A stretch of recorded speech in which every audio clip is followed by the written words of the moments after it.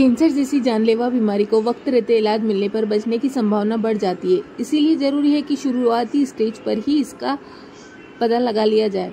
Common लक्षण के जरिए कैंसर के बारे में लगाया जा सकता है। लोकल हिटिंग के जरिए हम आपको बताते हैं कि कई बार शारीरिक बदलाव को अनदेखा करते हैं जो कैंसर जैसी बीमारी का रूप ले लेते हैं। कैंसर की बात आइए जानते हैं डॉक्टर से।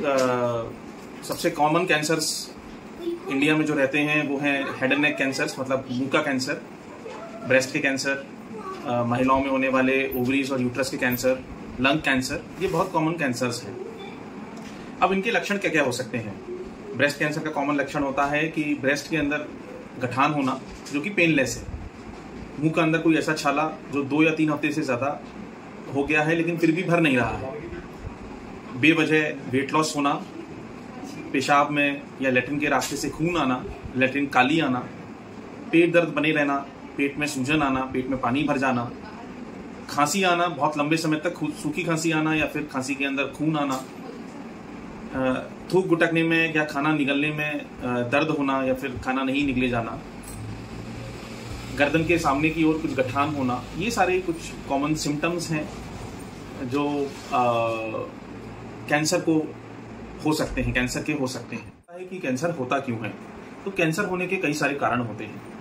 पहला मुख्य कारण होता है तंबाकू, मदिरापान करना, सिगरेट पीना, ये सबसे कॉमन कारण होता है।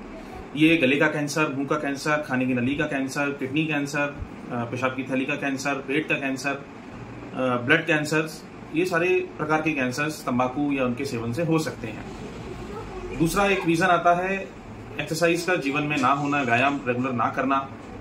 तीसरा रीजन है खाने पीने में लापरवाही बरतना, जंक फूड्स खाना, फास्ट फूड खाना, अपना जो सेहत भरा जो खाना रहता है, जो इंडियन डाइट जिसको बोलते हैं, जिसके अंदर हरी सब्जियां, फ्रूट्स और मोटा अनाज इंक्लूड होता है, इन सब चीजों को अवॉइड करना। चौथा कारण हो सकता है आनुवंशिक या फैमिली, जिनकी फैमिली के अंदर कैंसर चलता आया है, हो सकता है कि वो भी एट रिस्क हैं कैंसर के लिए। कुछ कारण एक ओल्ड एज भी होता है, जैसे जैसे अपना शरीर बूढ़ा होता जाता है तो अपनी जो नॉर्मल सेल्स हैं उनके अंदर एक नेचुरल ही बदलाव आता जाता है, जिसके कारण से कैंसर हो सकता है। जैसे प्रोस्टेट कैंसर एक बहुत आम कारण है। और कारण की अगर अपन बात करें तो हेपेटाइटिस बी वायरस की वजह से लिवर कैंसर हो सकता है। ह्यूमन पैपिलोमा वायरस की वजह से सर्विक्स कैंसर या बच्चेदानी के मुंह का कैंसर हो सकता है। एप्स्टीन वायरस होता है जिससे लिम्फोमा नामक कैंसर हो सकता है। लंग कैंसर की बात करें तो स्मोकिंग है, ये जो बहुत ज़्यादा पोल्यूशन है, एयर पोल्यूशन, वो भी लंग कैंसर का एक बहुत बड़ा कारण है। और कुछ केसेस में अपन को कारण नहीं आता है कि इन कैंसर से कैसे बचा जा सकता है। तो कैंसर बचाव के लिए अपने आप को फिट रखना, अपनी डाइट में ध्यान देना, मदिरापान, तंबाकू, स्मोकिंग, इन सबसे दूर रहना। चौथा, अगर आप किसी भी सिम्टम्स जो भी आपको आते हैं तो तुरंत आप अगर डॉक्टर को कंसल्ट करते हैं तो भी हो सकता है कि अपन जो कैंसर अपन को स्टेज 3, स्टेज 4 में पता चले, वो अपन को पहले ही मालूम चल जाए। मैंने जेनेटिक्स की बात करी, फैमिली हिस्ट्री की बात करी। अगर किसी पेशेंट की फैमिली हिस्ट्री पॉजिटिव है तो आजकल अपने पास कुछ जेनेटिक टेस्ट है जिससे अपन ये पता लगा सकते हैं कि ये जो उसको कैंसर हुआ है वो किसी आनुवंशिक बीमारी का हिस्सा है या नहीं है। अगर उस टेस्ट में पाया जाता है कि इसके अंदर कुछ आनुवंशिक बीमारी का हिस्सा है उस मरीज को, तो हमको उस मरीज के आसपास के जो परिवार के सदस्य होते हैं उनकी जेनेटिक काउंसलिंग करनी चाहिए और उनको ये बताना चाहिए कि आपको भी ये आनुवंशिक टेस्ट कर लेना चाहिए। अगर आपके अंदर वो आनुवंशिक गतिविधि चल रही होगी तो अपन उसको टेस्ट के द्वारा ही पता लगाया जा सकता है और आपको ये मालूम चल जाएगा कि आप उस कैंसर के एट रिस्क हैं या नहीं। तो अपन उसके पहले ही कुछ सर्जरीज कर देंगे या कुछ दवाइयां दे देंगे या आप कुछ स्क्रीनिंग में रख लेंगे ताकि वो कैंसर या तो डेवलप नहीं हो या अगर डेवलप होने में हो तो वो पहले आपको मालूम चल जाए।